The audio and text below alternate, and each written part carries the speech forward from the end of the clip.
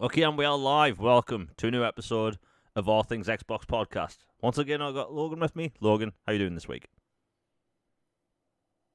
I'm doing good, Jamie. Life's good. It's been a good summer so far. How about you? Enjoying the World Cup? Yeah, it's been good. It's nice to have something because when your hobby is mainly gaming, uh, and ever since like the past few years, people have gone out less. So it was just good to go out, watch some sports, and drink more than I probably should have. But I mean, I'm English. It's kind of a must at this point.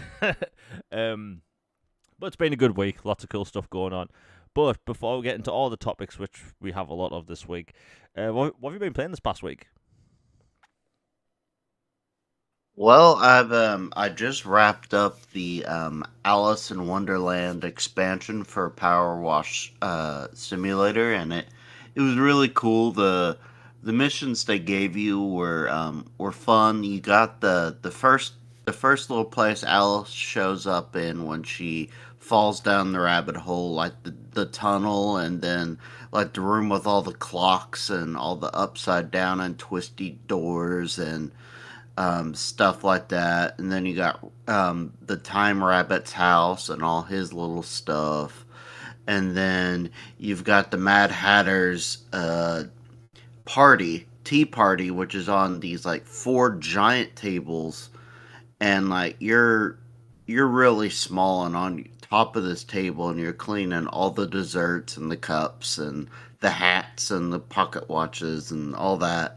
And then it ends with you at the queen's court, and it's a croquet court. And then there's also a bunch of like chess piece decor and just a whole bunch of fun stuff with that. And then I've been really grinding in Octopath Traveler. I'm closing in on 40 hours in it so far on the first one. And I'm I'm maybe about halfway done with the game because there's the 8 characters, and then they each have uh four like main acts to their personal stories. So I've done about act 2 for almost all 8 characters, and then I still have some side quests as well, and then act 3 and 4. But yeah, like I love the game. It does get a bit grindy sometimes. Like it makes you wish you could have one of those like Pokemon XP share kind of devices to where you don't have to throw this guy out to the wolves and hope he levels up fast because all your other characters are like 20 plus levels higher.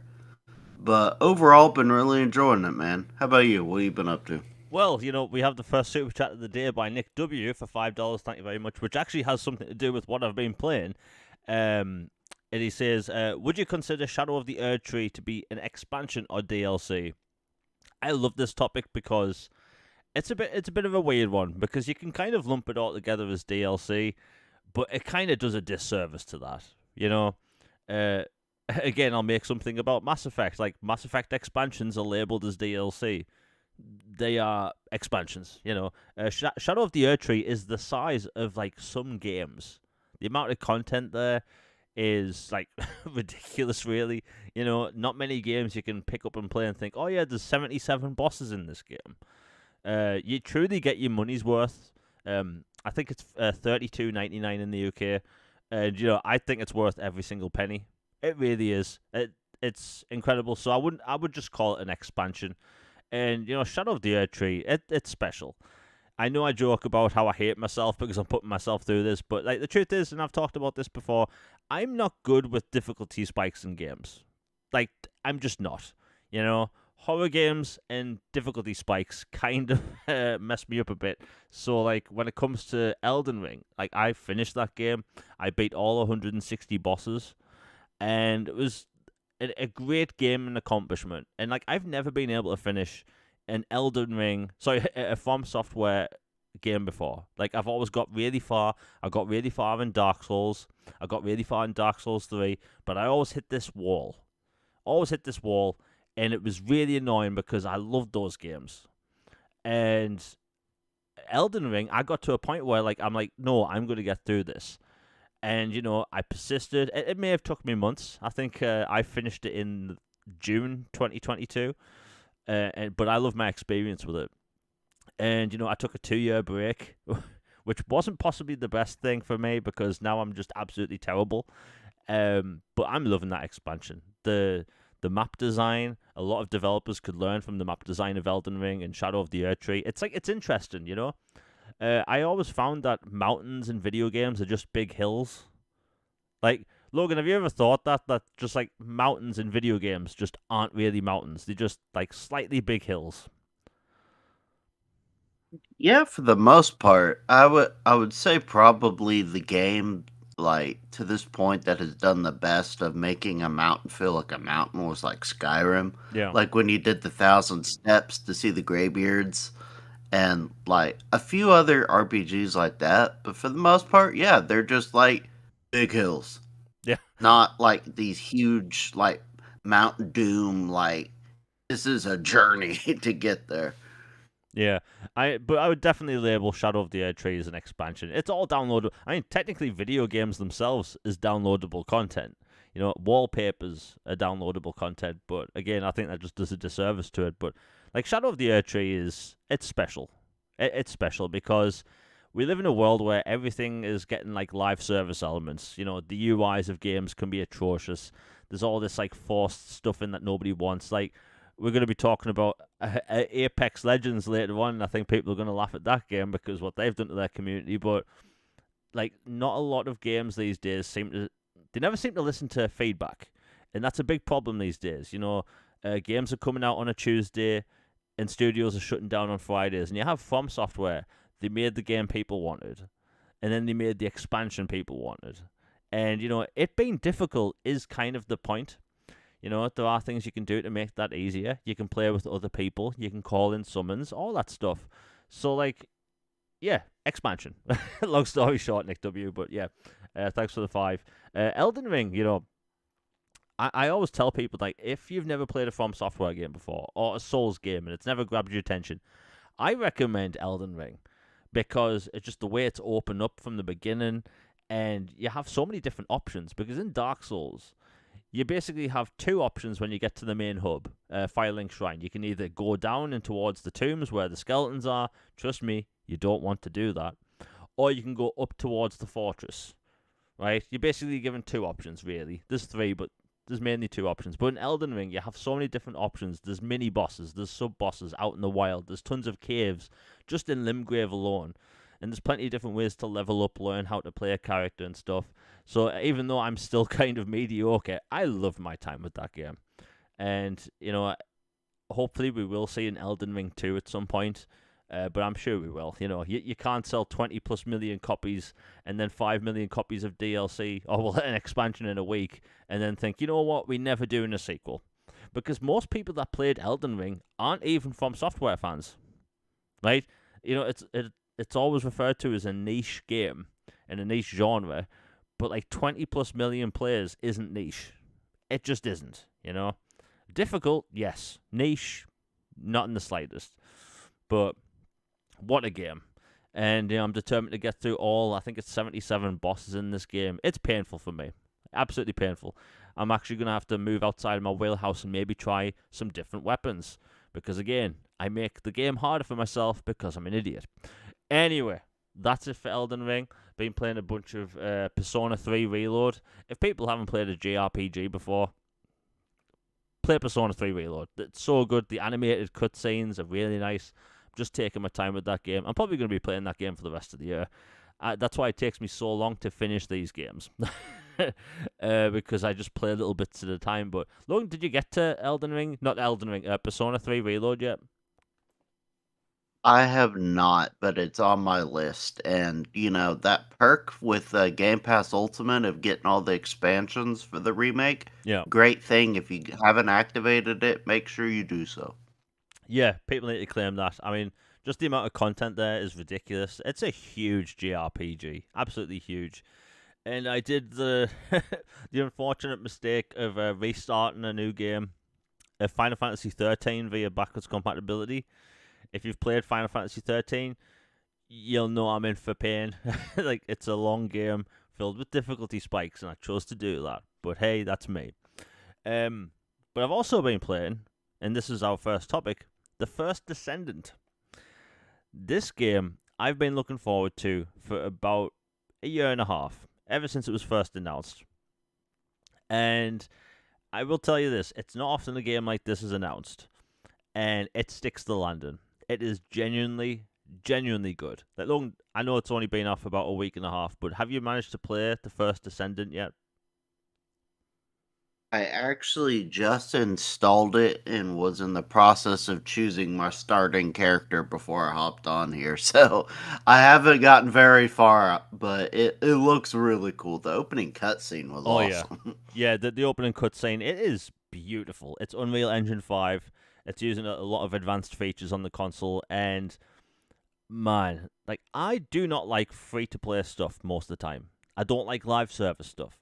I play Fall Guys with two Same. of my friends, and I play Call of Duty with one of them. That's it. That is 100% of my live service and multiplayer stuff. Um, so by playing this, it's like it is basically third person Destiny.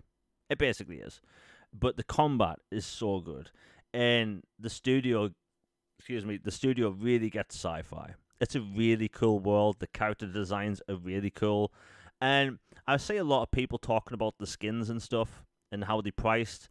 Honestly, you have to really think about it like this: these games are free. They need to support entire studios. I think there's like 200 people working on this or something. So, like, you can look at the price of these skins and think, well, that costs a lot. But if they were charging full price for this, you probably would be getting that stuff for free. And as in the past with Destiny, that launched full price. It eventually went free to play, and I think over time, free to play kind of makes sense for a game like this. And honestly, I think the value's there if you put a lot of time into the game. It really depends on how you equate value to skins. I've talked about this before, but it's just how these games are monetized. I talked about this last week, but I'll mention it again. Star Trek Online, the MMO, 100% of that content is free, the story content. But there are whales out there that will spend thousands of pounds on starships, like literally thousands of pounds, and that's how the game's supported. So nerds like me can play that game for free and never have to worry about paying a penny ever. Yeah, it will get premium style expansions every year, which you can play for free, and it's all funded by people with, a lot of money basically, and that's fine. That's how it works. But the first Descendant, it's great. It's great. It's got a hub like Destiny. I've noticed there's been a lot of angry people from the Destiny community hating on this game, which I kind of find funny. It's like more than one game can exist in this genre. You have Destiny in the Division. Anthem tried, it failed. It really did. They tried to do the same thing with the Avengers game. It tried, and it failed. So with this, I think they're going to have huge success because everyone's talking about it. And while people are poking fun at certain outfits certain characters can wear, because that was bound to happen, the truth is the gameplay is superb. And we don't get many third-person shooters in 2024. We really don't. Unless Microsoft or Sony makes it or publishes it. Nobody makes third-person shooters anymore. Not really. We get the occasional Ghost Recon game and half of them are broken. That's that. But I think I like the fact that they concentrate on the PvE experience. There's no PvP. And for solo players, if you want, you can solo these missions. If you want. Or if you want, you can load into any mission with randoms, which I think is the great choice, what they've done there. Give people options. And I did see, Paul Tassi from whatever website talk about how it's stealing certain aspects from Destiny, like the logos. Now, is that where we're at now? Does anyone really care? Like, if, let's say, the icon for the weapon shop is a picture of a gun with a line underneath it, does it really matter? I mean, the whole point of logos and games is to easily point you towards a location and let you know something easily. It's not a big deal, but it's this weird platform. Like, people think console warring's weird, which it is. Xbox and PlayStation guys going at it online all the time. What's weird is even weirder is that the sub game fanboys, Destiny fanboys were hating on Division back in the day. Division fans were hating on Destiny. And it's happening right now with the first Descendant. And most of the people I see play Descendant have never played a Destiny game. They don't play online games like this. Like one of my friends who might be listening right now, who I play COD with, he's never played Destiny his entire life. Ever. Never thought about playing it out at all. And he started playing the first Descendant because I recommended it. And he loves it. So, like, it's just opening up the genre to more people. And who knows, maybe people will play the first Descendant and think, you know what, I will play Destiny just to try something different. Or I'll play Warframe just to try something different. But it is funny seeing people online argue about, like, why Destiny's better and bigger. It's like, Destiny's been around since 2014. Like, they have a ridiculous amount of content there, but for new players like me, essentially, and even though I played the first game, Destiny is the hardest franchise or hardest game to get into at the minute because the starting off point is ridiculous. So this is a brand new, fresh experience for me and everyone else listening. If you've never played Destiny, try the first Descendant. It's a great game.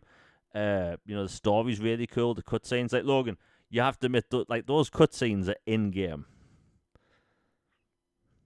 Wow, that's awesome. Like, these are some of the best visuals I've ever seen in a video game. Like, are the Hellblade 2 good? No. But they are close. They are very good. And I was actually shocked because I thought the cutscenes were pre-rendered. So when the cutscenes start playing with my character, Lepic, firing at this dude, and the camera panned behind my character, and then I was fighting a spider tank. And that was all in game. And it was just incredible. And I think, we're getting to a point now where, yeah, we're still going to have CGI cutscenes in the future for some games, but we really don't need them anymore. Not really. Like, the technology's advanced so far that it's all in game. And I've always talked about how my sort of barometer of measuring video game graphics is the 2000 film Final Fantasy Spirits Within. I know, I just do it. It's a bit cringe, but I like it. And now I'm getting to the point now where a lot of these games look way better than that film. I shouldn't be shocked that a video game in 2024 looks better than a film from 2000? It is what it is. But anyway, the first Descendant, great game. It's free to play. People should play it. And personally, the grinding so far, I haven't actually experienced any. It's just fun gameplay. And yeah, people need to play it. Now, let's see what we've got. We've got a bunch of topics. Oh, yeah, okay. This seems to be a weekly topic at the minute, and I hate that. Embracer shut down another studio. Piranha Bytes. And it's unfortunate because if you go back maybe a year and a half ago, 2 years ago on the podcast, I was actually saying Embracer has the potential to be one of the biggest and best publishers. I've never been more wrong in my entire life. They've shut down so many studios. They have so much IP over the years, and they've just done this to themselves. They were relying on a Saudi Arabia deal, 9 months ago or something. It fell through, and they've had to let go of a lot of staff. A bunch of studios are closed, and it's a shame. There's a bunch of these studios that put out these AA style games, which we don't see many of these days, a lot of which have a lot of potential. And AA games are actually interesting.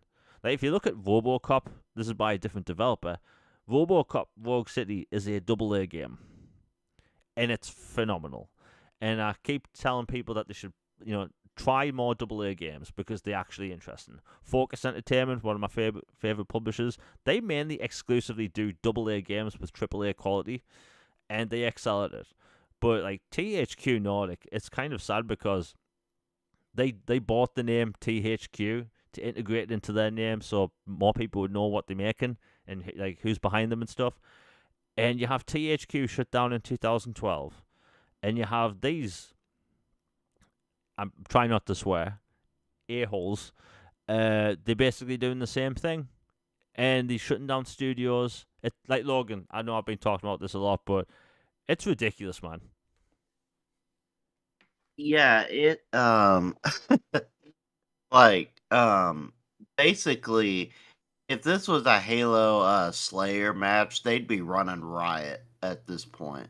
It is Like their kill streak is insane right now. It is just left and right. It seems like there's a new studio all the time. Some studios I remember happened or layoffs or studio closures around Christmas time. I remember that. Like it's just like they gobbled up so much and then they're like, "Oh, wait a minute, we have to manage and do something with this now?" And yeah, apparently so.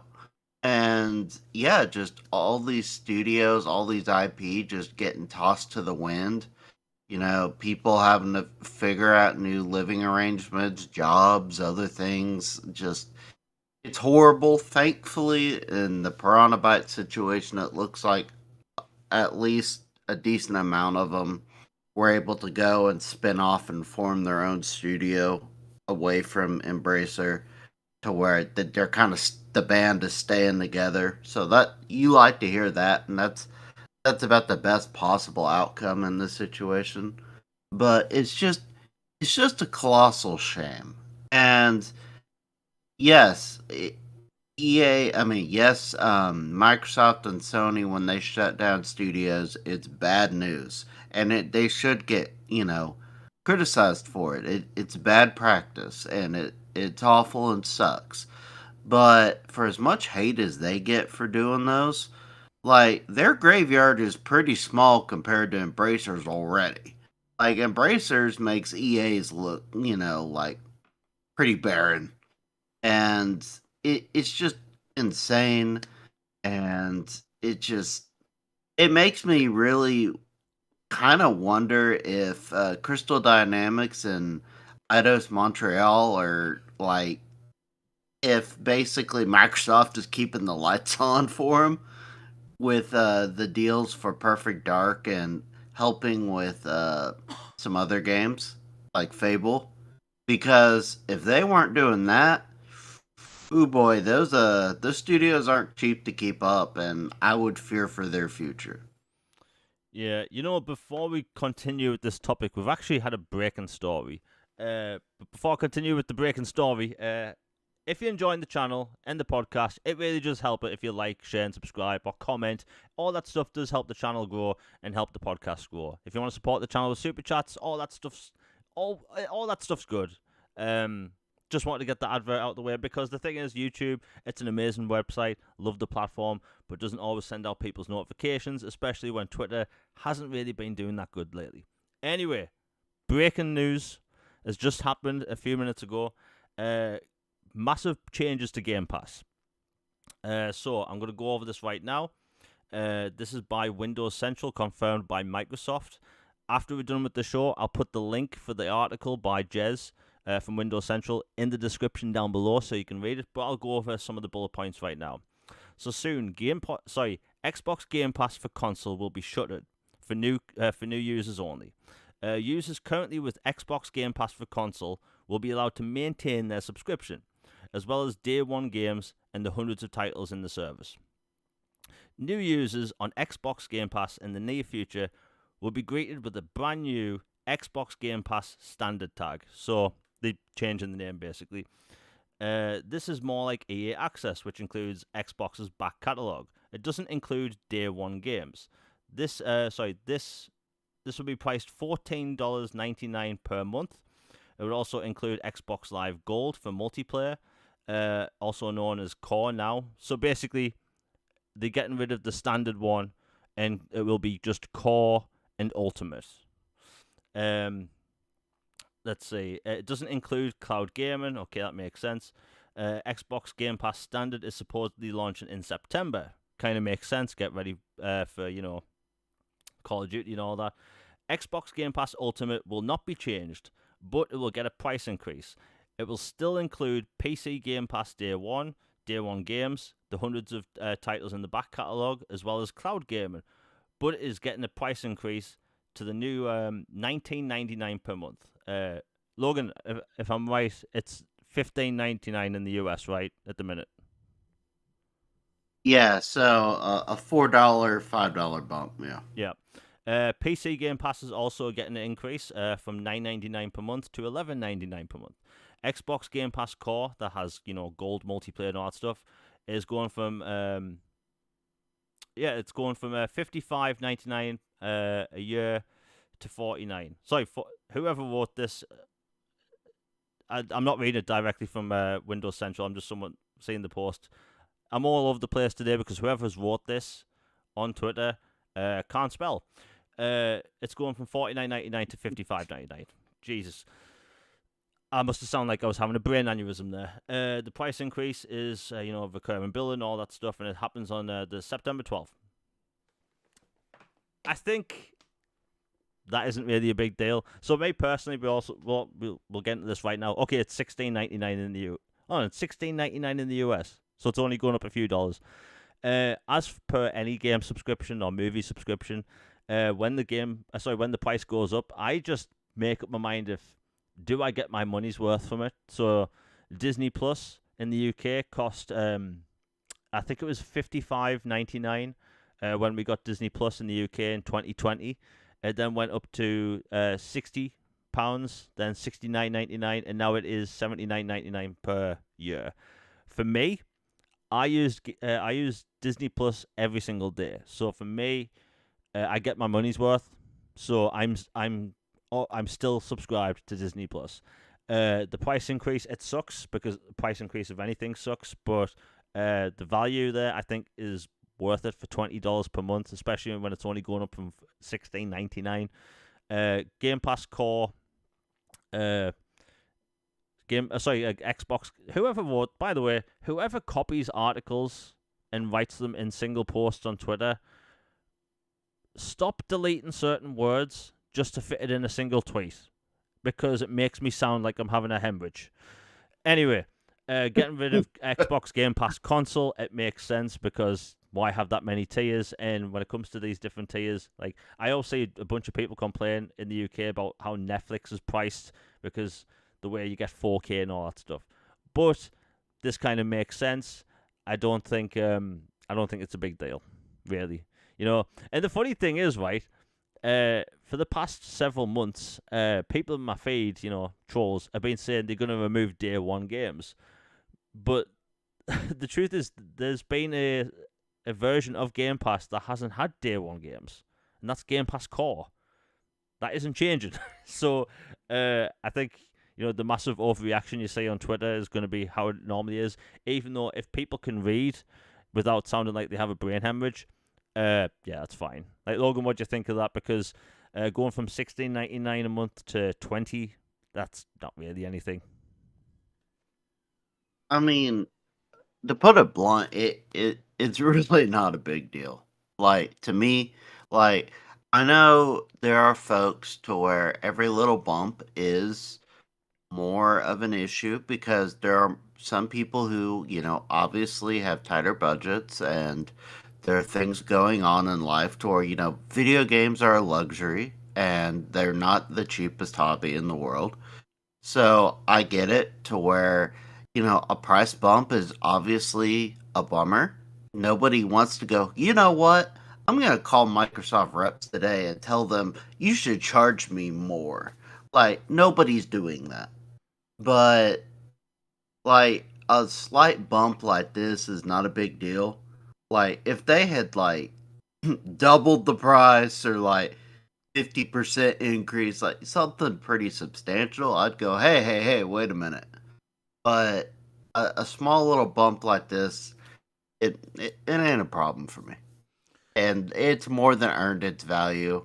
And all the discounts on sales I get, the perks, like I mentioned earlier, that that expansion pass for Persona 3 is like $40 by itself, like 30 or $40, and I got that free as part of my, Game Pass Ultimate subscription. So, like, the amount of perks you get on top of discounts on stuff, on top of all the games you get, and the cloud, everything, it's chef's kiss. It's not a problem to me. But I obviously would rather them not raise prices because, I like to use my money for other things besides paying Microsoft all the time. Yeah. But, it's worth it. Yeah. I think that I don't know what the UK price is yet, but I think $20 is perfectly fine for that content. I just want Logan, how much is Netflix in the US? Yeah, that's a good question. I haven't looked in a long time.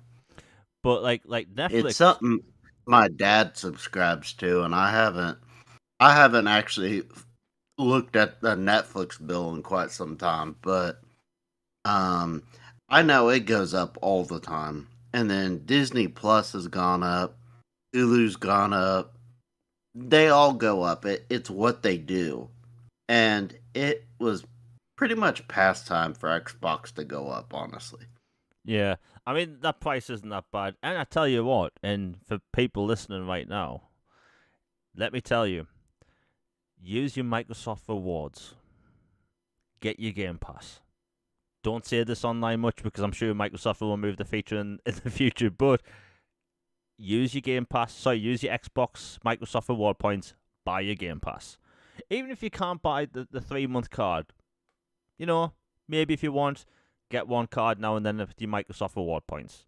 Although in the UK they did change it, so I was getting about 1,000 points a day for your Microsoft rewards, and then they changed the feature in the UK. I wanted to jump oh out the man, window. you were cranking that Let, exploit. let me tell you, right? Bit of a tangent, right? When we had the PC exclusive stuff in the UK, up until I think it was April, I was getting about 1,000 points a day on a slow day, and I bought my Starfield controller just by saving up for a month. like, like That's a good life hack right yeah, like, there. but they changed it. But hey, Microsoft Rewards is still a good service. I think people should use it, and you know you can get other things as well. So if you don't want to use Game Pass, you can also put that towards games, DLC expansions. You know, different services and stuff. It's different per country, but yeah. I mean, hell, that's how I got £100 off my Xbox Series X. Like a pretty good deal. But before we continue, we have another super chat. Oh, a super chat by Brandon Martin. Thank you very much for the $2. He says, "Don't forget about Microsoft reward points." Exactly. I think like it's one of those features on Xbox not many people talk about because for some reason it's different for everyone. It's not just a region-based thing. So I didn't have access to Microsoft Rewards till I'm not even kidding till October 2019. So like other people had access to it, even in England for years, but for some reason I just didn't have access to it. I wasn't allowed to sign up to it. Every time I went to the page, I got the sorry error by Microsoft. But Microsoft Rewards is a hell of a service. Even though they've nerfed it, they've nerfed the amount of points you get per month.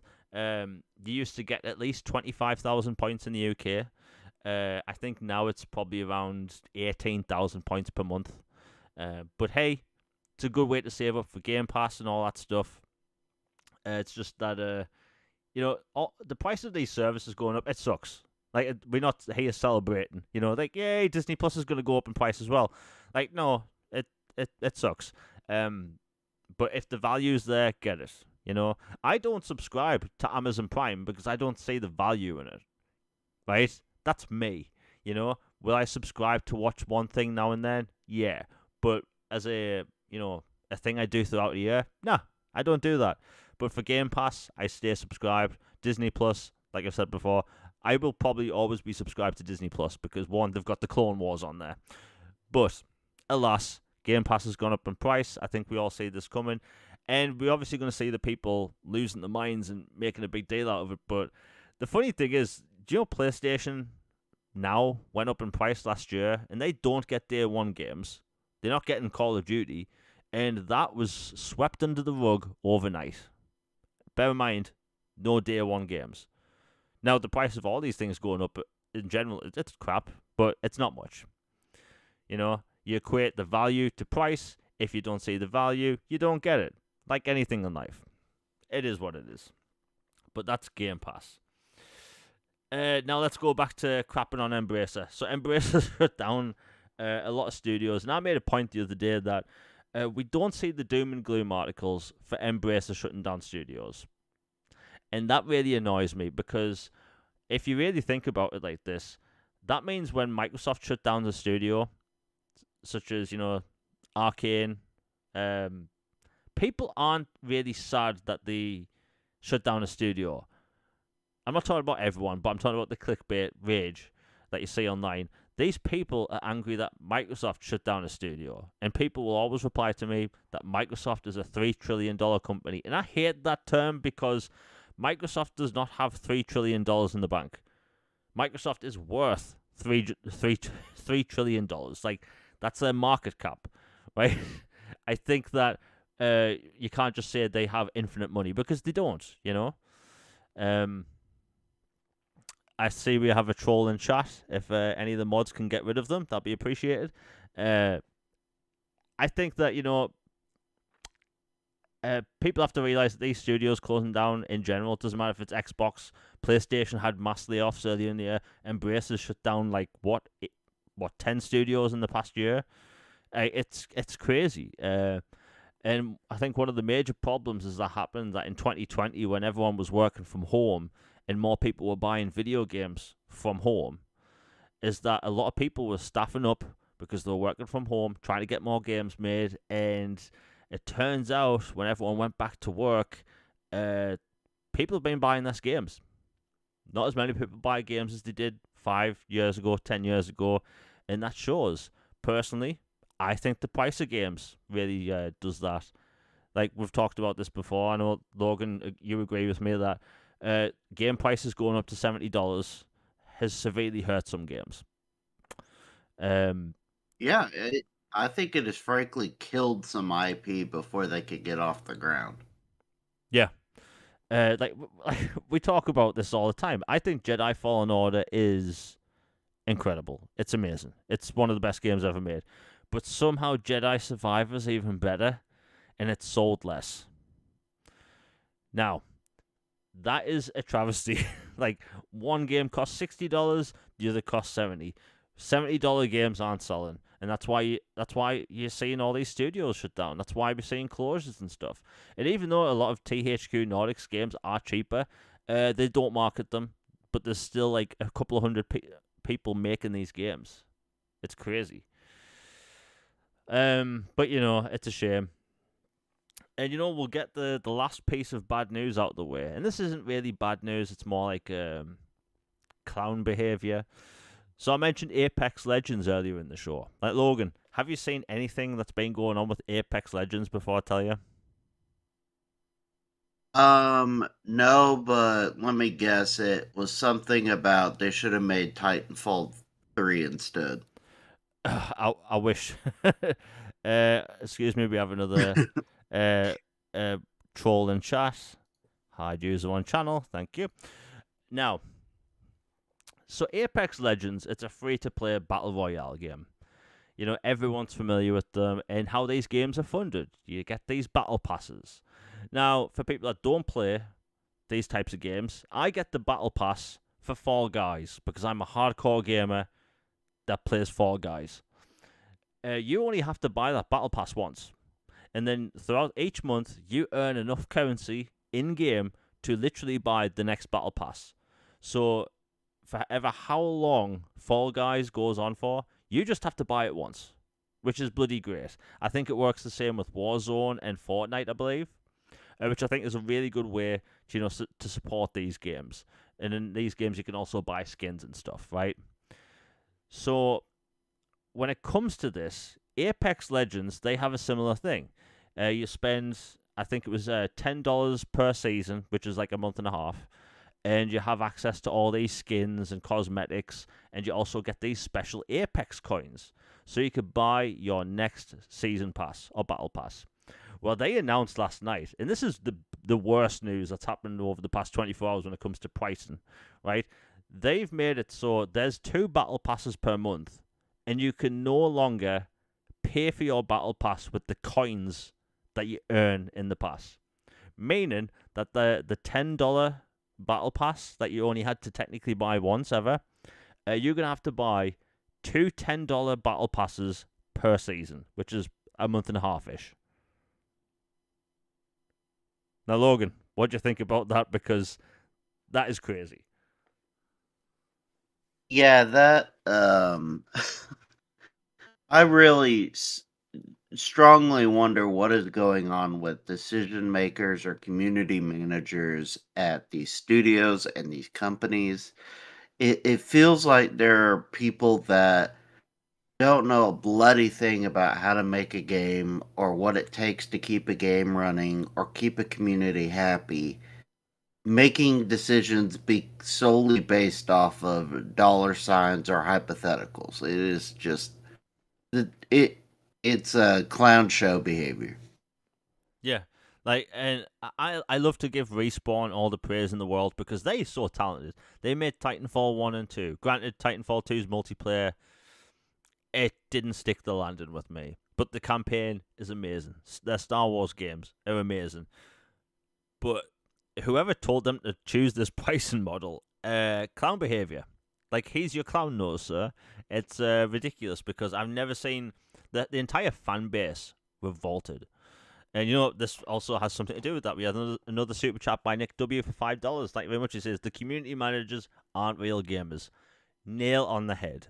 The people that try and like, if people just want to see clown behavior, go to the Apex Legends page where they announce the pricing model for the battle pass, and they try and make it seem like gamers are getting more value, but they're going to be charging people twice as much per month. So technically, for 2 of your battle passes per month in Apex Legends, you could technically get Game Pass. But I've never seen a fan base revolt so quick. You know, the community managers, and this goes for a lot of games. Community managers just don't really care a lot of the time. I've spoken to a few that do, but man, like whoever makes these choices and puts them on the rest of their employees, they just don't care. They just don't care. Now I don't play Apex Legends. I think it's a bad game. I don't like the gameplay for some reason. You have this superb shooting model in Titanfall 2, and you move to Apex, and it's like moving that gun on screen is like, I don't know. I may as well be aiming with my feet. It's just terrible. But like whoever makes these choices, they don't live in a real world. They really don't. Because at the announcement, they try to make it seem like this is a very good thing. Gamers are going to see value. It's like people are struggling to eat at the minute. You know, like at $20 per month when you used to be able to get it for free, essentially. That's ridiculous, man. That's ridiculous. And Nick W is right. It's community managers. They don't know how to convey any of this information. It happens all the time. When the price goes up for a battle pass, they changed the way the battle pass worked in Fall Guys. Basically, the amount you had to play to get your points. And they made it seem like, oh, you're just going to have more fun to get these points. But it's like, no, in that, we have to play the same 8 maps over and over and over again, grind out different levels just to get our points. And I'm not saying I'm cheap, but believe me when I tell you, I'm never buying another battle pass for Fall Guys. I'm getting my bloody points each month. every damn month. But yeah, if people want to laugh, go to the Apex Legends page because people are tearing that game a new one. It's magical. And I'm also saddened that Titanfall is gone. You can't even play the multiplayer for that first game, which is sad because that was some of the best multiplayer I've ever played in my entire life. Like, Logan, did you ever play Titanfall back in the day, the first one?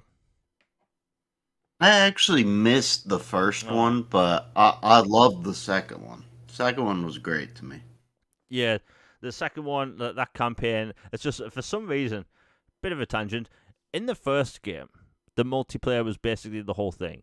You landed in these titans that were dropped from space, right? Pretty easy concept.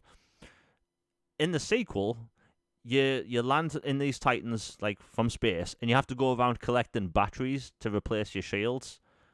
And that completely broke the game for me. I'm like, what are you doing? So you tell me we're dropping mechs from starships in space, and we have to just get shields like on the ground. I could talk about this for hours. Titanfall 2's multiplayer is up there with Mass Effect Andromeda when it comes to rage. Like, I could talk for hours about how much they ruined that multiplayer. Like putting a grappling hook in a game does not make it good. I know we like to think that as gamers, but not with It Titanfall 2. helps. It helps. It helps a lot. But with Titanfall 2, it just didn't need it. Anyway, we'll move on. Dead Rising. I want to talk about this. Dead Rising and Xbox have this really like close thing going on because Dead Rising was a lot of people's first game on Xbox. It was very cool back in the day because you had this entire shopping mall where you could go into almost every single store and use any item as a weapon.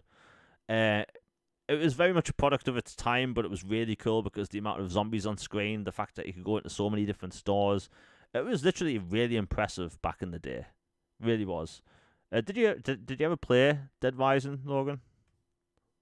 Oh yeah, of course. It was one of my first 360 games, Yeah. and I remember the achievements in that game, and it blowing my mind. It's like, dude, one of these achievements is to kill like 53,000 like 629 zombies or something, which was the population of the town. Yeah. And I was like, this is so creative and cool, and like it really like brought the notion of achievements and how fun and obscure and dumb some of the stuff you can do. And then like I love the characters, the psychos you had to encounter. The game was hard as Oh nails, yeah. but to finally beat. But I loved it, and it's been a franchise I have long associated with Xbox, and I'm glad to see them giving it a new spin and hopefully resurrect the franchise. Yeah, because like it's kind of funny because it's labeled as deluxe remaster, but they've remade all the It's a graphics. remake. Yeah, it's a remake, and this is why I hate Resident Evil 2 remake and Final Fantasy 7 remake. Not as games, but as a concept, because they've ruined people's outlook on what a remake is. It's like a remake does not mean like complete willy nilly brand new made thing, like with new story elements and all that stuff. Like a remake can literally just mean assets, right? That's what they've done. This Gears of War Ultimate Edition, that is a remake by definition. Halo Anniversary, remake. But like this game, they've done a lot of work. One of the coolest things they've added to the game, and I'm sure Dead Rising fans will actually appreciate this, is manual save options. Oh, thank the Yeah, maker. That yeah, was awful. yeah. Like the main thing people have been wanting for 18 years, it's actually going to have it, which is great. Because that is like the number one thing people have been wanting. I know they had manual saves in 3. I think it was 3 or 4. But hey, Dead Rising's coming back. It's going to be 4K 60. The graphics look great. All the characters in the game are now voiced. Um, I think like some of the zombies have like more polygons than entire stores in the original, which is really cool. But like, if people like zombie games, this is going to be one to pick up. It's just kind of funny because when you walk around in the game, there's these like fake Lego stores, and you can just like run around dressed up as like a Lego man, or put like Lego heads on zombies so they can't bite you. It's a weird game. It's very much a product of its time, but so much fun. And it looks like with its new options, it's going to be the best way to play it. And I think at the minute you can actually, oh yeah, you can move and aim at the same time now. What a novel concept! I know it doesn't sound like a big deal, but back then you'd be getting chased by maybe like 100 zombies, and you'd have to turn around, stop, aim, because that's how it worked back then. You couldn't just aim and move at the same time. But hey, it looks like it's going to be the best Dead Rising experience, and I think it's only going to be a $49.99 in the US and $39.99 in the That's a UK. good. Yeah, it's a good price. It's going to come with a bunch of skins and stuff. So, Dead Rising, like, yeah, they've changed some bosses because the difficulty in that game was Was psychotic. yeah, it was bad. Like there's a boss fairly early on. I don't know if you remember, Logan. It was a clown in like a supermarket type thing. Oh my gosh, I hated that Yeah, guy so much. yeah, and that was like the first main boss. And like I remember playing that at like 2 in the morning back in the day over a friend's house, and we just couldn't do it. But it looks like they've nerfed some of the bosses because in that game you basically you play as a photographer that isn't meant to be skilled in any way. So you're not good at martial arts. You're not the best with a handgun. So you're literally a photographer that's kind of useless. What looks like in this version, they've actually changed some stuff and made it a fun game. It was fun back in the day, but you just be beating your head against a rock because you couldn't get past a certain boss, which is really cool. I know I don't want to use the term it was the Dark Souls of Capcom games, but it really was. Kind of was. Yeah, it was so difficult. It was excruciating, but with all these changes, especially with the manual saves, it looks like they've changed a lot. And I love the fact that Capcom is revisiting an IP. They'll revisit anything, apparently, but, Dino Crisis at this point, but it is what it is. But yeah. Yeah, again, I hate myself. I want Dino Crisis. Maybe one day. Let's see. Game dev mode on Xbox Series X. Soon we'll be able to play PlayStation 3 games. Who would have thought? Now, if you're like me and you own a PlayStation 3 and it's loud as hell because, these consoles are getting old now. It looks like if you, buy your way into the game dev program, you're going to be able to play PlayStation 3 games. And if you have a tiny library like me that consists of Metal Gear Solid 4, and you want to replay that thing on a console that doesn't sound like it's about to take off like a Harrier jet, it looks like that's going to be a viable option in the future. Now, Logan, I know we can't talk about the emulation word that much on here because YouTube's a bit weird when it comes to that word, but what's your thought on game dev mode on an Xbox being able to play PlayStation 3 games soon? From a purely consumer standpoint, that sounds fun. Like, the idea of being able to play classic games on hardware of your choosing is awesome. But from a legality and a branding standpoint, I don't think that has an Ice Cube's chance of standing very long. I think those ninjas will break in that door faster than you can. They'll make your head spin. So it'll be interesting to see that.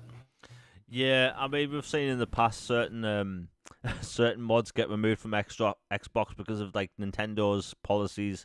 I mean, who knows what will happen? There was a bunch of Nintendo stuff you could get on Xbox Series X and S. That's removed now. There are ways to get behind that and do it yourself. Again, I can't say on the channel how or why, but it looks like that if maybe you own some PlayStation 3 games, fairly soon you're going to be able to play them on your Xbox, which is pretty cool. But then again, we're probably still going to see Metal Gear Solid 4 on Xbox in the next year and a half, which is really cool. But I just think it's really cool that now we have these consoles that are more open, because back in the day, on 360, it was region locked, so you couldn't play games outside of your region. And they were the least open consoles ever. But now we have these consoles that are basically PCs, which I think is really cool. It's cool technology and just shows how far console gaming's come. Okay, here we go. The Amazon Fire stuff. Now, it was announced last week that Amazon Fire TV sticks are going to have Xbox Game Pass and xCloud. And, a lot of people kind of took that the wrong way. And I think it was one of the pieces of wording from Microsoft. It said, no console, no problem. And it's one of those things about messaging. You can have the same message delivered two different ways, and it comes off completely differently. So a lot of people kind of revolted to that. But today, Logan, how was that worded today? It said no console. It's it was no console, no worries, or no console, don't be scared, or something like. They changed it up a bit from the original one of no console, no problem. Yeah, the way it was worded last week was terrible, but it's an option for people. And, you see these people online, they're freaking out. And I'll tell you this. If you own an Xbox right now, a Series X or S, this being introduced, does this really make anyone think, you know what? Even though I have a Series X or S, I'm going to go out right now and buy a $50 TV stick and play games on that instead. Logically, that doesn't make any sense. Now, maybe you want it for a different room. That makes sense. But as a replacement, no. This is just a different option. Gaming is an expensive hobby. Maybe someone doesn't want to have, a $500 box in the house or a $300 box, or they can afford it. Like gaming is an expensive hobby, and this is just an option for those people. You're gonna have Game Pass having COD for the first time, which is a huge deal, and it's probably going to be the biggest Call of Duty in a long time, given what they've done with the omnidirectional movement, having a full campaign, level-based zombies, all that stuff. So, like, it all kind of, like, comes together where, like, anyone's basically going to be able to pick up one of these things and play Call of Duty.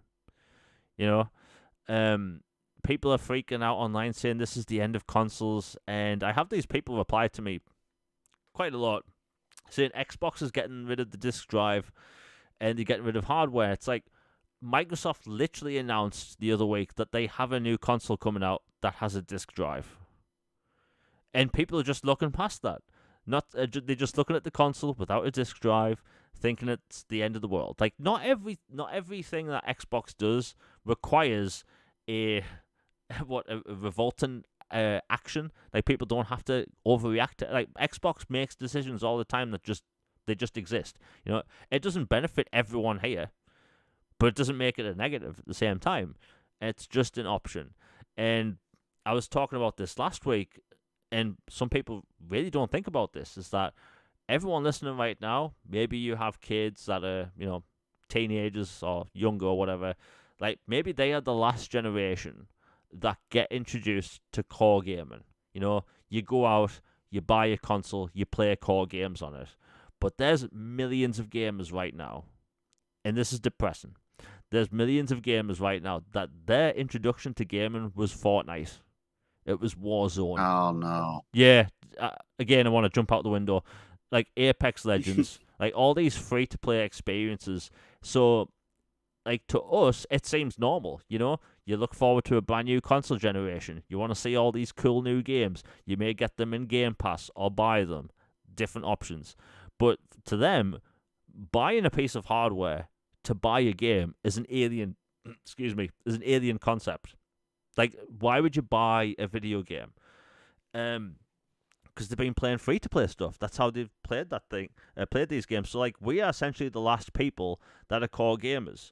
The console user base hasn't gotten bigger than 200 million users in 20 years, and it probably will never get any bigger. So, like, trust me when I say Xbox and PlayStation, they are worried about this. So, like, everyone's arguing about these exclusives online all the time. Xbox has these games coming this year. PlayStation has these games coming, this year or next year exclusive. It's like most people that buy these consoles, it's for Call of Duty, it's for FIFA, it's for Madden, like multi-platform games. And there's a large portion of those people now that they are really into free-to-play stuff. Think about it. You buy a $500 box to play a free game. Like, as a concept, it doesn't make sense. But it is. And we are the last bastions of core gaming. So, Xbox doing this move, this opens up these casuals. These people that only play these free-to-play games. That's all they play. Like, let's say 10 years from now, 15 years from now, you have this, casual gamer that only plays Fortnite. This Fortnite player will open up their Fire TV stick, see Game Pass there, and they're going to have access to all these different games without spending a penny. They've lowered the barrier to entry to basically being free. It's part of their service. So now, playing games outside of their wheelhouse, there's literally no barrier. And I think that's what Microsoft's going for. And if you look at PlayStation, they want to do the same thing at some point. And, people have this back and forth online about it. People say it's the end of Xbox. Like, look at every decision PlayStation's made over the past decade. Or not even the past decade, past 5 years, right? Forget what I just said. About 10 years ago, PlayStation tried to do the same thing. The internet wasn't, the best at the time. So they were allowing streaming to tablets and phones with the PlayStation Now, or, the integrated Gaikai. And then they got rid of that because the internet was crap. Look at PlayStation in the past 5 years. They've gone from people saying games will never go to PC to 3 years in between release and PC to 2 years between release and PC to 1 year to now day and date only for live service games. Do you know what's coming to do you know what's coming to PlayStation, PC, and Switch day and date this year? A Lego game. A single player, a co-op Lego game. Day one. Multiple consoles, multiple platforms. And like PlayStation, they slowly doing what Microsoft's doing. It's just people are overreacting because Xbox is doing it first. Right? If you fast forward a few years, PlayStation's literally going to be doing the same thing. Literally the same thing. And people won't overreact then. It'll be fine. It's kind of weird, this weird back and forth, because Microsoft kind of just does it first. They take the brute force of the reaction, and afterwards people are okay with it, which is crazy to think about, but it's true. Like, Logan, do you see my point? Yeah, I completely agree. I mean, this might sound crazy, but honestly, like, I prefer console, and I think until there are significant technological leaps in development, that it will remain the best way to play it in, a high powered PC. But, if eventually we get to a point where I can just put in a USB stick or use an app on my TV and it has my games just like bam, just ready to go, all the games I own or, subscribe to or whatever, and I can just use an app and have my controller and do that, at home or on the go or whatever. I mean, that sounds great. I personally don't think we're going to be there soon because I still think, connection speeds and cloud and cost and everything are still going to be a little prohibitive. But, the idea of starting to integrate some of that and laying the groundwork for that future today, it it seems like a win to me. Like more people being able to play these games and everything is awesome. And another thing for those who are, hardcore holdouts on console, which I am, like I prefer that experience. Microsoft is not sending black panel vans late at night and secret police breaking in and taking your consoles and stuff like that. You're still going to have your consoles. It's just a change in philosophy on a few things and adding some new stuff. Like, they're going forward and expanding. They're not leaving behind. They're just adding on and expanding in scope. Like, if they cancel, like, consoles, period, I will be really mad and I will, be very, very vocal about that. But until that point happens or the writing on the wall becomes clear, I don't think this is a problem at all. If anything, it's a benefit. You get more normies playing. They can play, Call of Duty, the big titles, whatever, subscribe. The money floods into the Xbox ecosystem. Lo and behold, they have more money to make more games and more systems and controllers and everything that we all like. So, to me, it's not a problem at all. Yeah.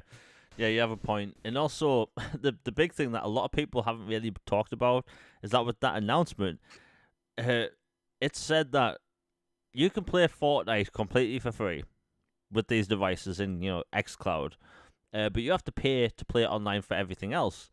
If you want to play Fortnite right now, you have different options. You can play it on consoles, you can play it on PC, but if you want to play it on, let's say, iOS, you can't. Like, unless you had the game already, you can't play iOS on mobile phones anymore, outside of the little, the web app that you can get on your iPhone, because Apple doesn't allow that now. So, like, this is essentially going to be a Fortnite device for a lot of people, because that's what this device is really aimed at. The millions of gamers that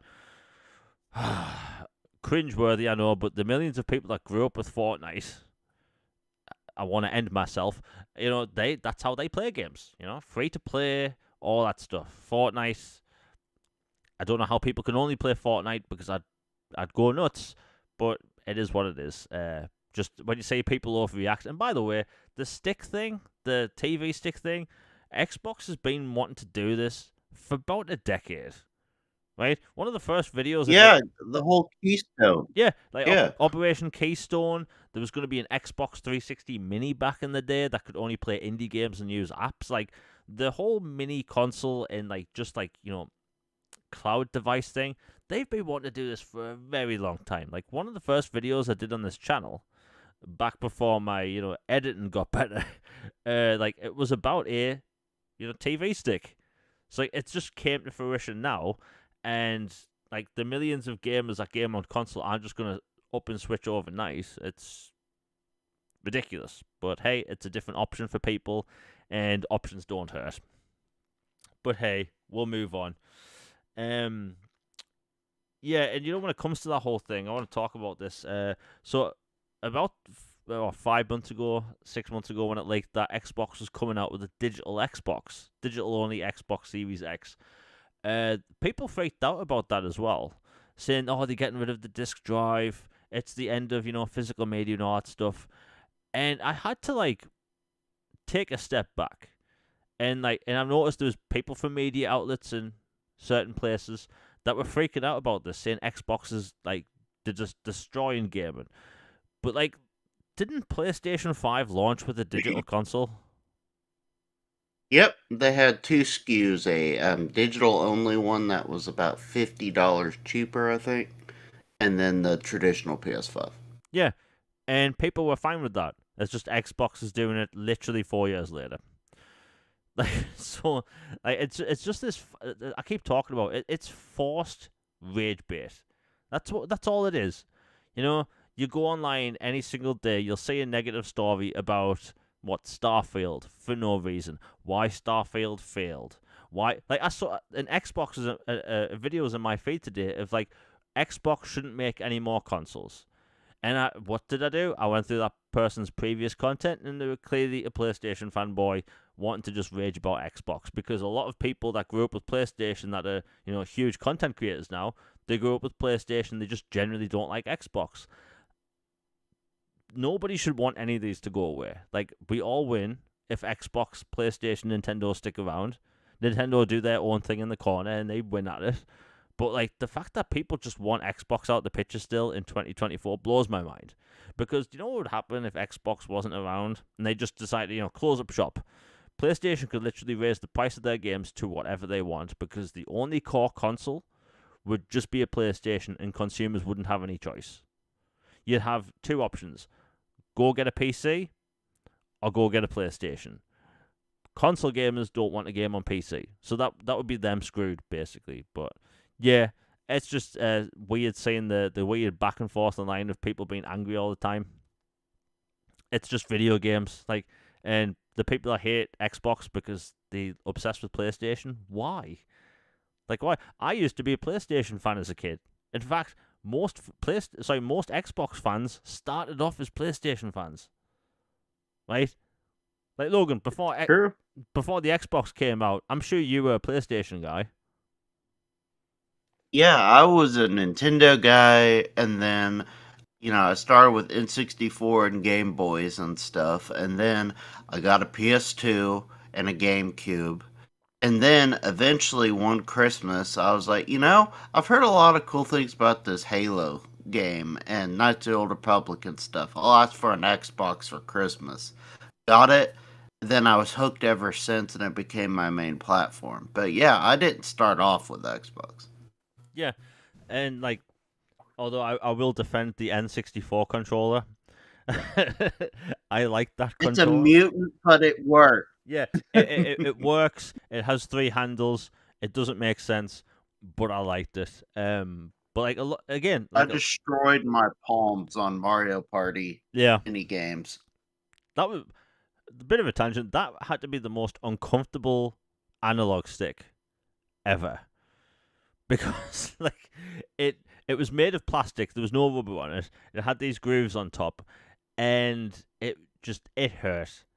It really hurt. Like I still remember that feeling in the palm of my hand with Mario Party. I know. I remember getting a big old blister Yeah, in my hand, like trying to catch this stupid fish in Ocarina of Time and the mini games where you could get some of the gear and trying to reel this fish in. I like it literally like rubbed a hole in my hand doing it.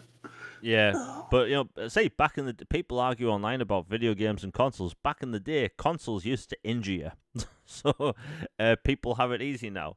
But the whole They're soft, yeah, Jamie. literally. But like I was saying, the whole Xbox fans started off as PlayStation or Nintendo or Sega fans.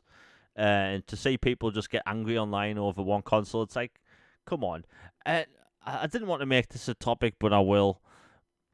When I was a kid, I'm sure when Logan was a kid, like the argument online was who's better, Mario or Sonic, Mario or Crash Bandicoot, Sonic or Crash Bandicoot, Mhm. and that was basically it. And as time's gone on, rather than the conversation going from that to who's better, Master Chief or Nathan Drake, it's I'm gonna stalk you online. I'm gonna say some horrific things about you. I'm gonna Photoshop you.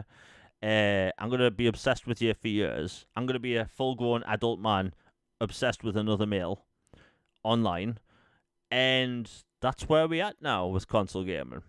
It's not who's better than who. It's not who could win in a fight. It's like, no, I'm gonna literally stalk you for years because I'm a freak, and it's over video games. You have people going online saying, I'm switching platforms, and they change their identity online.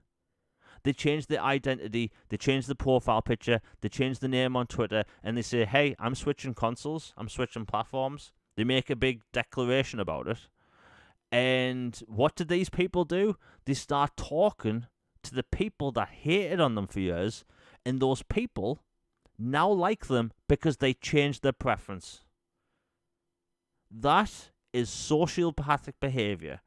It's never made any sense to me, and I don't get it. And it goes towards like iPhones versus Android. Like I don't really care what people have as a phone. Like it's a phone. Do you know what I use my phone for? Messaging, Twitter, and notes in the camera. Like that's basically it. So people will go back and forth. Like there's console warring, but for mobile phones. There's sub wars. By the way, Logan, I don't know if you saw this. I know some people listening have seen this. There's a sub console war on Twitter where people go back and forth making new accounts each day, literally stalking each other, trying to get each other blocks and all this stuff. And the LARP is fictional characters. I don't know if That's insane. yeah, I have not seen that. yeah, I have they not they seen that. LARP But it online. doesn't surprise me. Yeah, they LARP as fictional characters over the console war online. Make extra accounts just stalking people into. If any one of those people are listening right now, let me tell you, it's video games, man. Like it's gone too far, and it's tiring. Like, it's really tiring. Like Logan, I'm sure you've done this before. You can post something like a screenshot or, hey, this is a game I want to happen, or this is a game I'm looking forward to, and you'll get a reply by someone that's clearly needing help. Yes, it gets insane. It's like you with your Final Fantasy VII. Like you'll post a picture of Cloud with an Xbox controller or something, and then it's like a beacon of light to the front porch, and all these moths just show up, and they're just so mad and angry that you had the audacity, to use that image or to talk about something. Or we talk about our love for backwards compatibility in older games and desire for more people to experience them, and how we're not one-off people. Like if we enjoy something, we go back to it. It's not like a 10-second Tom thing like some people act like, and how they get all in their feels about that. Or like people are like, oh, what would your dream game be? Or what would you like to see? Or what platforms would you enjoy this game coming to? Or, if you could collaborate between this or this, what would you choose? And then like you post stuff, and then people that you don't even know or whatever show up and start criticizing it or trying to tear it down for whatever reason. It's like they asked me what I thought about it, so I said it wasn't like I'm saying my ideas are the only ideas and everybody else's is rotting filth. It's like, you know what I mean? It's just like it's just insane. Like there's so much just vitriol and just angry gatekeeping, and honestly like there's so much, I think, forced hate to where maybe people start tricking themselves into actually believing what they put out there. Yeah, it is weird because I talk about Singularity a lot, the 360 game. And it might have been 2 weeks ago, and I posted about how this would be a cool game to come back, even if it's backwards compatible or whatever. And I had a reply by this brand new account with just an unfamiliar profile picture, bunch of random numbers, saying, "I don't like you, Jamie." Like, okay, what am I supposed What to? does that have to do with singularity? Yeah, I don't know what. Console warring, I think it's okay for people to make the occasional jest, the occasional joke about something. But these people will get angry, and they make it their personal life on Twitter and online, just to do rage bait, being stalkers and all this stuff. And it's video games, man. I watch a different film every night, for a few reasons, but I watch a different single film each night. And I posted a GIF about what I'm normally watching, and almost every single time, especially recently, I'll get people saying, "Oh, so you like crap films too?" It's like, leave me alone. It's Oh my it's just gaming. There's stuff people need to do outside gaming. We're talking about this before we went live. I watched the football Saturday gone, the quarterfinal, England quarterfinal, and it was nice to be in a pub with friends watching a football match.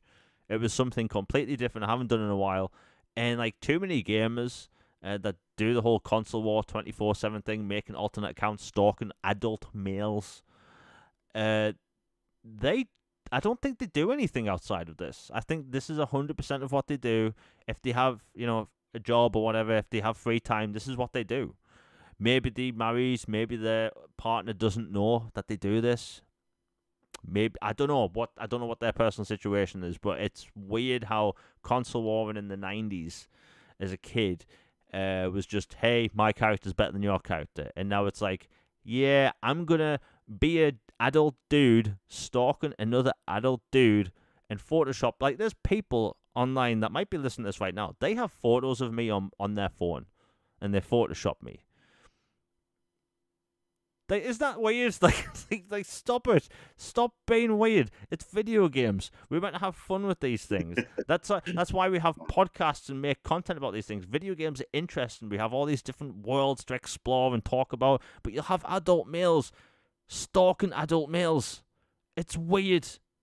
In fact, stalking in general is weird. You have people catfishing others. It's the gaming space is a complete. Yeah, that is a big problem Yeah. in the gaming community. Yeah. Noticed a big one. Yeah, we've seen over the past few years, the catfishing thing. People need to calm down. It's not normal. Just play your video games. Shut up. I just want to talk about this quickly because I've noticed it's just getting worse online. And back in the day, I used to be on the BioWare forums a lot. And people used to argue. Oh boy. Yeah, people used to argue back and forth online who's better Mass Effect characters than each other. And that would essentially be it. But now online, it's if you have a different opinion on something, people will make alternate accounts to follow you. My following numbers on Twitter, I'm at 33,800 or something. That would literally drop about 100, then go up 100. 100 go up 100 because people are making different accounts stalking me. I block them. They make more accounts. It's people have spent years of their free time doing this, and it's video games. And it's because I prefer Xbox. I used to prefer PlayStation back in the day, and before that, I used to prefer Nintendo. I probably spent an ungodly amount of hours on my Game Boy Color, just sitting on the couch, no care in the world, playing Pokemon Gold. Probably more than I've gamed on any of my consoles back in the day, like my PlayStation 2, my GameCube, my original Xbox. I can tell you, I gamed more on my Game Boy. Um, Maybe someone will get angry about that and make an account and start stalking over that. But it's weird. I just wanted to talk about. Jamie prefers water types. Shaking my head. Yeah. Oh no, I'm one of the dumb ones that picked Bulbasaur in Pokemon Red. Yeah, I like You're the one of those people. yeah Okay. yeah. I'm one of the Bulbasaur people that made that first boss battle intentionally hard. But hey, it is what it is. I just think the gaming space needs to be about fun, and too many people just get really angry about it. It's too much. It's too much. We're on this planet for a short amount of time. Stop stalking adult males. Just stop it. Stop stalking in general. It's tiring. Anyway, we'll move on. That's enough of the stalker thing. Game Pass rumors. Fun times. So we say all these Game Pass rumors all the time, and there's a few of which I'm actually leaning to believe they're real. I know, Logan, you mentioned this. So Atlas Fallen is rumored to be coming to Game Pass soon. Jez Corden from Windows Central has also said that Game Pass may be getting some more stuff soon. We tend to get 2 big drops per month, which I really like. Atlas Fallen has came a long way. I say that coming to Game Pass because a lot of Focus Entertainment games do tend to come to Game Pass after about a year. And it's been about a year last time I checked. So that got a huge update recently. I think it's going to continue to get more content, fixes and all that stuff. I think a lot of people have fun with it. It's kind of like Desert Devil May Cry, really. But it's a cool game. And the other game I do think is actually going to come to Game Pass, which has been rumored for a while, is Avatar: Frontiers of Pandora.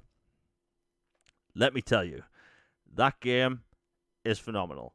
Yes, it's a massive game. It is Far Cry for hippies. It's amazing. So if hippies like, video games, get them into this. It's basically Far Cry for hippies. But if you're an Avatar fan, it is amazing. I love Avatar. I don't care how many people will hate on that franchise. I will defend it. I love those 2 films. And the video game is amazing. It gets a brand new expansion in about a week, and it gets an even bigger expansion later in the year. And it looks like that game will be coming to Xbox Game Pass. Probably we'll hear about it soon. And one of the main reasons I do think it will come to Game Pass soon is that it's a weird one because it's an amazing game and it's sold pretty badly from what I know. It came out. Ubisoft didn't market it.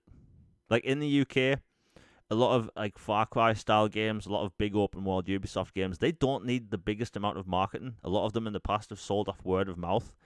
But Avatar got no marketing whatsoever. I never saw it in the charts that much. I know it charted at #1 on Xbox in the UK, but it's kind of sad to see that this an amazing game has been overlooked because it released at a really bad time and Ubisoft decided to not market it at all, which is unfortunate. Logan, what do you think about that situation? Because out of any of those games, I think Avatar might be coming. Yeah, I would love Avatar. I've been purposely waiting for it to hit a sweet spot on sale to pick it up to get the gold or ultimate edition with all the expansions and everything.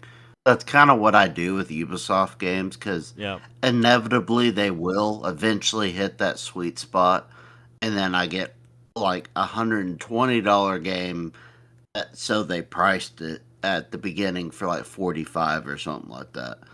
Um, but yeah, like if that hits Game Pass, I will jump in for sure. Like I love Avatar.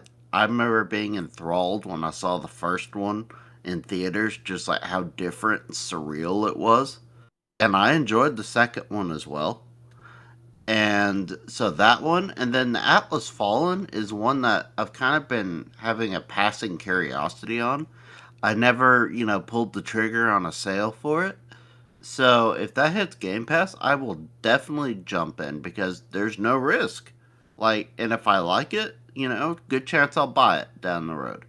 That's another thing is side tangent for all the people who say Game Pass subscribers don't buy games. I'd say I probably buy more since Game Pass than I did before Game Pass because I'll try something in Game Pass and love it, and then I'll either use the 20% discount on it or buy the DLCs or expansions, or when that game hits a really good price on sale, pick it up because I loved it so much in Game Pass. Like to me, it has been like a super like steroided turbocharged like game demo like buffet, and like it's just great. Yeah, I think it'll happen fairly soon because Avatar, it will be the boost that game needs. It'll push a lot of people to get the expansions. Again, the first expansion launches on, I think it's the 17th or 18th. That's going to be a pretty big expansion, but the later one, happening later this year, that's going to be like an entire new region. And for people that haven't played Avatar Frontiers of Pandora, that map is bloody beautiful. It is amazing. You have these floating mountains and islands. It's it's incredible. Like there's no map like it, and it's the best. It's the best forest in a video game ever. The amount of detail, the wildlife walking around, flying all over the place, and like the floating mountains. That's not just like a backdrop. Like you can fly to each individual, rock or giant floating hill or mountain, and you can like explore it. There's caves in these things and stuff. It's people like to laugh it off and say it's just Far Cry. It does have some Far Cry elements, but it's pretty much its own thing. Incredible game, and that team's also working on, Star Wars Outlaws, which comes out next month. So, bunch of cool Ubisoft stuff.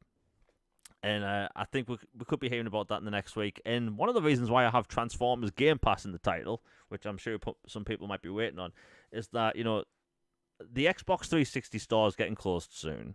There's been rumors of an Activision, backwards compatible batch for about a year and a half now, about a year. Logan, I know you've mentioned this before, that just because the Xbox 360 store would be closing doesn't necessarily negate Microsoft from adding games in the future, such as Activision games. Correct. The store closing is merely the marketplace shutting down and it no longer being accessible for people to purchase from that storefront. Everything that's backwards compatible already will still be able to be purchased via, Xbox Series X or S or, your PC. And but they can always add new things at a later date if they want to. It would just be uploaded to the Xbox Series X, S, and PC storefronts instead of being on the 360 storefront. So it's not a end all be all like this date happens, it's a meteor event and there's no hope or prayer or you know light at the end of the tunnel scenario for more BC. There is this. Obviously, it's a bummer the store's closing, and on the surface it doesn't look great, but it doesn't mean a thing about more BC. It's just an access point being shut off. Yeah, and I think the transform. Whenever I talk about BC and Activision stuff, people always say about the Transformers games they are licensed titles. I don't think the Transformers license is actually a big deal. There's multiple developers making Transformers games right now. There's AAA developers making Transformers games. There's indie developers making Transformers games. So like, I don't think the license is much of an issue. It's not locked to any particular platform, much like how Spider-Man is at the minute to PlayStation. Like, I think Transformers is more open than people believe, and people from Activision have said they've got the code, they have them available to bring them back, and Hasbro, most importantly, want these games to be in Game Pass. Not specifically just available on Xbox, but available in Game Pass. And back in the day, people used to talk about how good those campaigns were and how good the multiplayer was. Like, my experience with those games back in the day was the demos. And I remember loving the demos because I had the campaign levels, 2 campaign levels, and a multiplayer map. And like that multiplayer was amazing. I don't know why didn't play it back in the day, maybe because I was obsessed with COD and I was stupid. But the games look amazing. I have 2 copies here, sealed, waiting for the announcement. But I think we could see that stuff pretty soon. I could see that stuff potentially being a Gamescom announcement. Gamescom is only a month away, so that is actually pretty likely. And when it comes to the Xbox 360 store shutting down, it is a shame that they didn't make it to 20 years. But there's a lot of games that's still available on the store, depending on which country you're in. Like there's a game called Dark Star 1.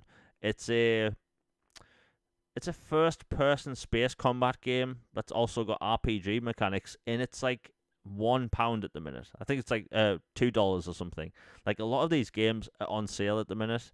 The Xbox 360 store closes at the end of this month. I have a video coming out soon about that people don't want to miss if you like Xbox 360 stuff, but it is the last time to get Xbox 360 games. Some people have asked, can you still get the updates and stuff for these games? You can. So if you get a 360 or want to turn your 360 on a year from now, you'll still get your, updates for all that stuff. Now, Logan, I know you wanted to talk about this because it is a sad thing that the store is shutting down. Yeah, it's a bummer, but 20 years is a pretty good run. Like that's a heck of a lot longer than some storefronts have existed. And like, make sure that this was something I had to learn, but make sure that some of the DLCs and expansions and games that you want that are BC, you go ahead and make sure you get the ones you want wrapped up on a few things, because there were a few games that you could only buy on the 360 storefront that weren't on the X or the S for a while. I think they fixed that, but it had been a thing for a while. Like I bought Black, the digital version of it, and it was weird as I couldn't buy it on the Series X or S, even though I owned it physically. But on the 360 store, I could buy it. It was only $1. And that's one of the best FPS games I've ever played. Highly recommend it. It was like Black Ops before Black Ops. Best gunplay I've ever experienced in a game. Like every gun is truly unique and different and like hefty, and just the sound design and gunplay is phenomenal. The story's really good, and the game's dirt cheap. I mean, that's a killer deal. But just make sure before the store closes that you get all the games that you care about from that store, and it's not a deal breaker for future BC. And all the games that are currently available on the storefront for Series X and S are going to be so. So you don't have to worry about those. Just check for the ones that weren't on those and get them before the date. Yeah, it is like I've seen it in chat twice now. Like if you own a Series XS or Xbox One console, like you can still buy those 360 games if they're there already. It's just the 360 store on the 360 console and website that's closing down. I mean, if you look at a backwards compatible game now from 360 and then compare it to a non backwards compatible game in the store, they have different icons. So like you still have the long box art for 360 games on the 360 store. I know it sounds a bit confusing, but if it's got a square piece of art, it's basically backwards compatible. But hey, 20 years, and like you're saying, Logan, Black. I've just checked. I own Black. I don't remember buying it. But I think you're right. You have to buy that on either the website at the time or on the 360. And Black, by the way, that first person shooter was so ahead of its time. Like that's an OG Xbox game, and like it had destructible environments. There was nothing else like it. And like, Logan, can you remember like the lighting and just like destruction in those buildings back then? And that was like an OG game.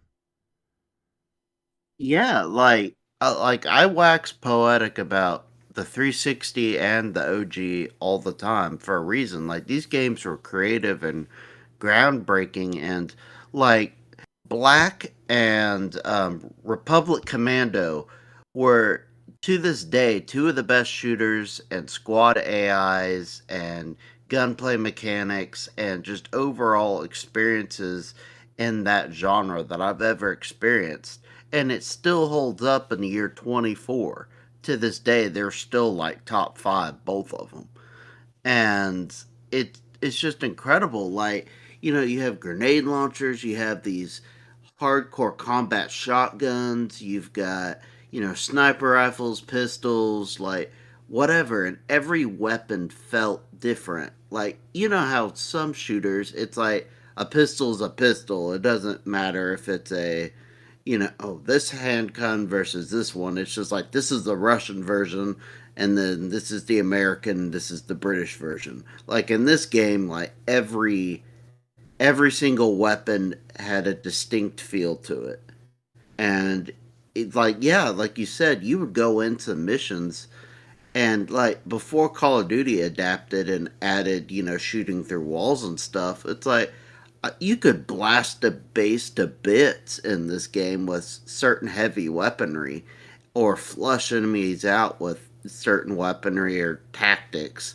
And the lighting and the sound, my goodness, the sound in that game was just, ooh, it felt like you were in the studio just recording. It was just breathtaking. Yeah, like for an OG Xbox game, that was one of those games that you'd play and thought was like a next gen game. Like graphically incredible, and I'd say graphically it still looks pretty good. The destructible Mm-hmm. environments, like most games still don't have destructible environments, which is a bit of a shame because I would love that more. But yeah, plenty of games people should pick up. Um, I mentioned Dark Star 1. Again, I have a video coming out soon about this, but I think, the 360 shutting down, it's a shame. I do wonder if third-party companies will be able to make consoles at some point, because there's a company called Analog, and they tend to make like new versions of old consoles. So there's the Analog Pocket, which is a Game Boy, and it has like an OLED screen. They're bringing out a 4K capable N64 this year, which should be pretty cool. Ooh. So I do wonder at some point, could they possibly come out with a 4K Xbox 360? I hope so. like, like that would be a day one for me because I love my 360, best console of all time in my opinion. Anyway, we'll move on. You know what? I want to talk about Avowed quickly. So Avowed shaping up to be a really cool, fantasy role playing game. But the funny thing is that like Obsidian, they are a proven developer when it comes to RPGs. They clearly know what they're doing. They've made a few, and I'd say most of them, if not all of them, are actually really good. And Avowed shaping up to be a really cool game. It has freeform combat with magic, melee weapons, and also flintlocks and stuff. Like it genuinely looks like a great RPG, and they've put a lot of work into it. But like they have like main mechanics in the game, which they never talked about. So you can play the whole thing in third person or first person, which you want. We talked about this last week. There's no romances in the game, which I think is completely fine.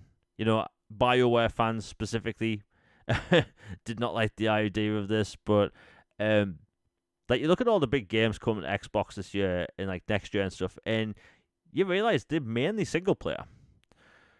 Like Avowed, Indiana Jones this year, single player. And like next year you have what possibly Gears of War AD, which obviously has a campaign. You have Fable, South of Midnight, and the perception for years has been Xbox is about live services and first person shooters. The dude brought box, but almost every single game that's been announced is single player, and to this day people still refer to Xbox as the live service box, but everything that's coming is single player. So I just think it's kind of funny how like times have changed, and Xbox is like they focus on single player now because they have to put out games like every single month or every single quarter in Game Pass to have people like staying subscribed. Otherwise, what's the point? But though you have to admit it's a bit of a change going from like being the dude bro shooter box that has all these live service things to no, it's nearly every single game that's been announced is single player. Yeah, it's awesome. I remember it kind of honestly feels like they've reached a point where it's a perfect marriage of the dude bro box shooter box with racing thrown in with Forza and all these single player RPGs. Like basically Xbox has the infinity gauntlet of RPG studios for the most part. I mean, BioWare, CD Red, and Larian, aren't in their stable, but the other preeminent RPG makers are like in Xbox.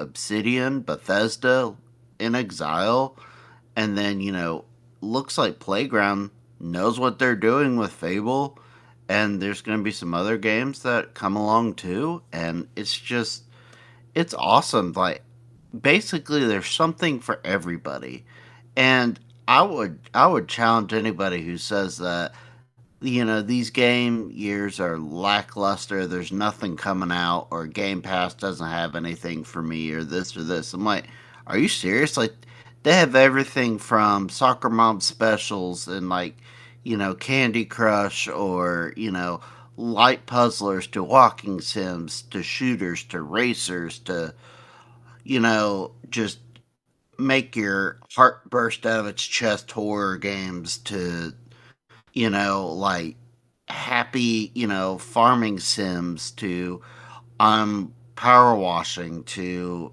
there's a cool new space trucking game coming that looks really cool actually.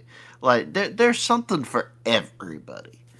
And I think that's the perfect thing, and especially the single player focus, because that's what I predominantly play. I'm very, very, very happy.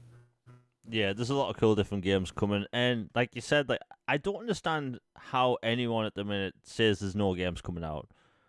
Like, there's as someone that posts videos about upcoming releases, the next few months are like stacked beyond belief. Like August, every single month from this month is better than the last. Like July is the best month of releases so far. And if people are interested in what's coming out this year, there's a link in the description down below for the 10 biggest new games coming to Xbox this month. But there's a huge amount of games coming out this month that I'd say most releases happen in the second half. And it's a great month. August looks incredible. September is ridiculous. Like, people will be broke in September. October looks amazing. November looks amazing. Not much on December yet, but like, it's an amazing time to be a gamer. It's like, I think 2024 is going to go down, alongside 2007, alongside 2010. Like, it's a great time to be a gamer. And I know you mentioned the game, Logan. I think it's called Space Trucker. Uh, you Yes. you play as a shocker to everyone, a trucker in space. You go from location to location, dropping off goods, picking up goods, and like sometimes you have to go out in zero G and fix the hull of your space truck. Like, there's so many original new ideas coming out that like Game Pass. That's gonna have a lot of cool games. Like Space Trucker is gonna be in Game Pass. Like there's so many like different things coming, and I've complained about originality. I really have, because there isn't really much now in the AAA space. But like the indie space is amazing at the minute. I know it's not an indie game, but a major third party game that's coming out next year is 33, not 33 models, although that also does look good. Expedition 33. I've been obsessed with that game since it was announced, and it's a third person Western RPG, but it has JRPG turn based combat. And it has Lost Odyssey style combat events where you pull the trigger or press A during combat to get like X amount of power. It's a really cool concept for RPG, and I don't see how anyone could be disappointed with any of the releases coming. I don't know. It's an exciting time for games. Logan, have you got anything else to say on the topic before we close out the show? Oh, just that Expedition 33 was one of my games to show.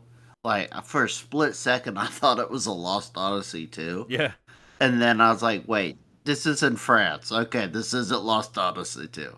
And then it took my breath away. It just, like a Western RPG, JRPG hybrid. And the story looks super engrossing. The characters look fantastic. The combat is sublime. It was like one of those true, like, wow, we can actually have genuine major surprises that nobody's heard of at all, and become a day one must get. And that one is for me for sure. That one was incredible debut. yeah. A lot of these games look good, and like if people just like, I know people on the phones all the time and kind of miss these, but if you go back and watch that Xbox showcase, like the variety of games are coming is ridiculous. There's a game called Atomfall that's coming. It's a major third party game. It's launching in Game Pass, and it's basically British Fallout, which I kind of love the idea of because it just looks fantastic. But yeah, plenty of games coming. It's going to be a great year ahead. And I've talked about in the past how I have this database of upcoming releases. Like, there's too many games coming out. You have these people online that are talking about games skipping the platform. There are games skipping the platform, but they're these Japanese games that, let's be honest, we don't know why some games are skipping because of the way backwards compatibility works. We've talked about Marvel versus Capcom before. We'll get more into that next week, but like, people really need to calm down. It's not really a big deal. Anyway, everyone in chat has been amazing outside of the few trolls. Logan, it's been great talking to you once again. We'll be back the same time next week for a new episode of All Things Xbox Podcast. The link to my last video about the 10 biggest new games out this month is obviously in the description. I'll put the link to Jess's Game Pass article down below. And also, I have another video coming out in the next few days regarding Xbox 360 titles, if you catch my drift. Anyway, like I said before, best chat on the internet. Back next week. Hope everyone has a good day. We are out, everybody. Peace.